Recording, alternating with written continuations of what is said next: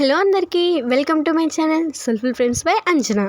Already అందరికీ తెలిసే ఉంటుంది, మా ఊర్లో జాతర జరుగుతుంది. జాతర ఫస్ట్ డే అమ్మవారికి కుంభం పోయడం జరుగుతుంది. మా అమ్మ పొద్దున్నే 1 గంటకి లేచి అమ్మవారికి వేడోపారం వండారనమాట. ఇంకా ఇంట్లో కూడా పూజ చేసుకొని ఇంకా మా ఇంటి దగ్గరే ఉన్న గంగానమ్మకి కూడా పెట్టి అమ్మవారికి పూజ చేసి వచ్చేసాం. ఇంకా 3:30కి అలాగా టెంపుల్కి స్టార్ట్ అయ్యాం. మీరందరూ అనుకోవచ్చు అంత పొద్దున్నే టెంపుల్కి ఎందుకని.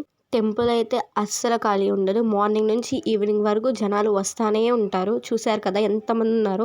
కొంతమంది ఖాళీ ఉండదని భయపడి 12కి 1కి కూడా వెళ్ళిపోతారు. మేము ఇంకా లేట్గా వెళ్ళాం చెప్పాలంటే. 4:30కి మేము లైన్లో నించుంటే 6 or 5:30కి మేము టెంపుల్ రోడ్డు వరకు వెళ్ళాం. ఇంకా చాలా వెళ్ళాలి. ఈ వీక్ జాతర అయితే 5 ప్లేసెస్లో జరుగుతుంది.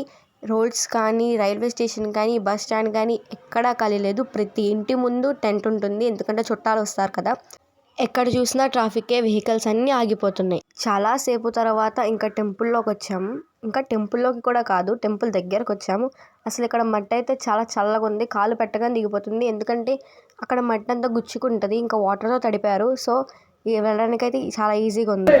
అమ్మవారి మెడలు అయితే అక్కడ ఉన్నాయి, ఇప్పుడు అక్కడికే వెళ్ళాలి. అసలు జాతర అంటే ఏంటి, ఏలూరులో జాతర ఎందుకు జరుపుతున్నారు ఇప్పుడు చెప్తాను వినండి. ఏలూరు జాతర సుమారు 200 సంవత్సరాలు చరిత్ర గలది. పూర్వం ఏలూరు ప్రాంతంలో కలరా, ప్లేగు ఇలాంటి వ్యాధులు వచ్చేవి. ఇంకా పంటలు కూడా పండేవి కాదు. ఈ అంటురోగాలు పోయి పంటలు చక్కగా పండాలని ఏలూరు ప్రాంతం వారు గ్రామ దేవతలకు జాతర జరపాలని నిశ్చయించుకున్నారు. ఇలా ఆ చల్లని తల్లికి గ్రామాన్ని కాపాడమని 3 నెలల పాటు జాతర జరుపుతారు. ఈ 3 నెలల జాతర సమయంలో పుట్టినరోజులు, పెళ్లిళ్ళు, పండుగలు జరుపుకోరు. కొత్త బట్టలు కూడా ధరించరు. అమ్మవారి పందిరి రాట వేయడం, ముడుపు కట్టడం, అమ్మవారి నగర సంచారం, మేడల్లో ప్రవేశపెట్టడం ఇలాంటివన్నీ ఈ జాతర సమయంలో జరుగుతాయి. జాతర చివర 2 రోజుల్లో మొదటి రోజు అమ్మవారికి కుంభం పోయడం జరుగుతుంది. రెండవ రోజు ఇదే కొర్లబండిలో పంబలి వారిని అమ్మవారిగా అలంకరించి పొలిమేర వరకు సాగనంపుతారు. కొర్లబండి యొక్క ప్రత్యేకత కోసం, కొర్లబండిలో అమ్మవారిని సాగనంపడం కోసం వాటి ప్రత్యేకత ఈ వీడియోలోనే మీరు చూస్తారు. సో వీడియో ఎండింగ్ వరకు చూడండి. 4:30కి లైన్లోకి వస్తే 7:30కి మాకు దర్శనం అయింది. ఇప్పుడు టెంపుల్ ఫ్రంట్ రోడ్లోనే ఉన్న పాత గంగానమ్మ గుడికి వెళ్తున్నాం. ప్రశాంతంగా అమ్మవారిని దర్శించుకొని ఈ బెలూన్ మా అక్కతో కొనిపించుకొని ఇంటికి బయలుదేరాం. మేము రెడీ అయ్యి వచ్చేలోపు లంచ్ టైం అయింది. లంచ్ కూడా ప్రిపేర్ అయిపోయింది.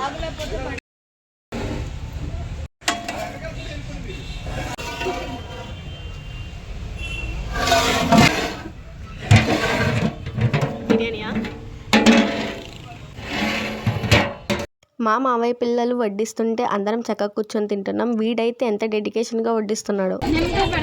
ఇంకా రెడీ అయితే ఫోటోషూట్ ఉండాల్సిందే కదా. ఇంకా ఫోటోషూట్ చేసేసుకొని ఈవినింగ్ రెస్ట్ తీసుకొని ఇంకా మా తమ్ముళ్ళు ఇలా క్రాకర్స్ కాల్స్తూ చూస్తూ కూర్చున్నాం. ఇలా మా డే 1 కంప్లీట్ అయిపోయింది. నెక్స్ట్ డే అమ్మవారిని సాగనంపే రోజు. టిఫిన్ చేసేసి అమ్మవారి కొర్లబండి చూద్దామని బయలుదేరాం.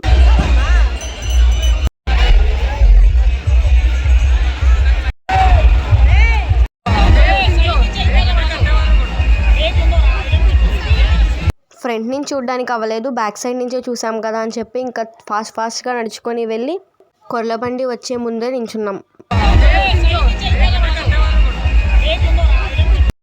ఈయనే అనమాట కొర్లబండిలో కూర్చున్న ఆయన. ఈయననే అమ్మవారిగా రెడీ చేసి సాగనంపుతారు. ఆయనను ఏ అమ్మవారి స్వరూపంగా అలంకరించారో కూడా నేను ఈ వీడియో లాస్ట్లో చెప్తాను. అక్కడ చూసినా కూడా మళ్ళీ చూడాలనిపించింది మాకు. మళ్ళీ కొంచెం ఎదరికొచ్చాం. వీడియోలో ఆయన ఫేస్ సరిగ్గా కనిపించలేదు కదా, నేను ఫోటో కూడా పెడతాను చూడండి. ఇంకా లంచ్ కూడా చేయలేదు, ఆకలేసి ఇంకా ఐస్ క్రీమ్ తినేసి టెంపుల్కి వెళ్తున్నాం. ఈరోజు ఎక్కువ మంది టెంపుల్కి రారు, ఎందుకంటే సాగనంపుతారు కదా, అక్కడే ఉంటారు. సో టెంపుల్ ఖాళీగా ఉంటుంది. కొంచెం ఇంకా జాతర లాస్ట్ డే కదా, ఇంకా అమ్మవారిని చూడాలనిపించి మళ్ళీ మెడలు చూడం కదా అని చెప్పి వచ్చాం. ఎక్కడ ఉన్నా ఎలా ఉన్నా ఉన్నంత వరకు అమ్మవారి ప్రతి జాతర దగ్గర నుండి తప్పకుండా చూడాలని అమ్మవారిని కోరుకొని అమ్మవారికి దండం పెట్టుకొని టెంపుల్లో కాసేపు ఉండి ఇంకా ఇంటికి వచ్చేసాం. ఇంటికి వచ్చేప్పటికి 5:30 అయింది. ఇంకా 6:30కి భోజనం చేసి మళ్ళీ కొర్లబండి చూడడానికి బయలుదేరాం. వామ్మో ఏంటండి ఇది మా ఏలూరేనా? ఏలూరుని తక్కువ చేసి చూసిన వాళ్ళు ఒక్కరోజు ఉంటే చాలు, ఏలూరు దేంట్లో తక్కువ కాదని తెలుస్తుంది. ఇంకా దగ్గర నుంచి చూడడం మా వల్ల కాదని చెప్పి ఇంకా షాప్ పైకి ఎక్కి చూసాము. ఇంకా అప్పుడు వచ్చారు అమ్మవారు. చూసారు కదా ఎంతమంది ఉన్నారో, కొంచెం సైడ్కి వెళ్తే తప్పిపోతాం అలా ఉంది. కొర్ల బండిని కూడా కదలనివ్వలేదు, తోసేస్తూనే ఉన్నారు.